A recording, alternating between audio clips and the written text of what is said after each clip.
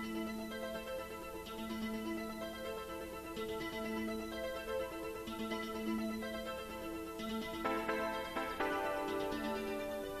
cours des dernières années, l'homosexualité est sortie de son ghetto pour envahir nos villes et nos médias.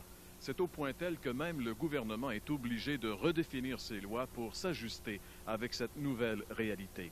Quand, par exemple, la parade de la fierté gay à Montréal attire plus de personnes que la parade de la Saint-Jean-Baptiste, c'est qu'il se passe vraiment quelque chose. La Bible parle-t-elle de l'homosexualité? Oui, la Bible en parle, mais jamais en termes élogieux. Les mots que la Bible utilise pour parler de l'homosexualité sont assez éloquents. Elle utilise des mots comme infamie, abomination, passion contre nature. Plusieurs passages des Saintes Écritures condamnent ce comportement. Mais si la Bible qualifie l'homosexualité de péché, en même temps, elle apporte une solution.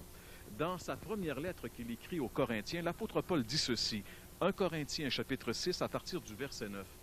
Ne savez-vous pas que les injustes n'hériteront point le royaume de Dieu? Ne vous y trompez pas, ni les impudiques, ni les idolâtres, ni les adultères, ni les efféminés, ni les homosexuels, ni les voleurs, ni les cupides, ni les ivrognes, ni les outrageux, ni les ravisseurs n'hériteront le royaume de Dieu. Et c'est là ce que vous étiez quelques-uns de vous.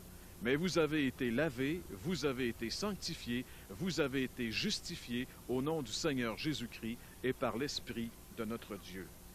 La Bible place l'homosexualité au même rang que les péchés les plus dégradants, mais elle offre aux pécheurs le pardon et la transformation. Lorsque la Bible dit « vous avez été lavés, sanctifiés et justifiés », elle dit que le péché peut être pardonné et que le pécheur peut être complètement transformé par la puissance de notre Seigneur Jésus-Christ.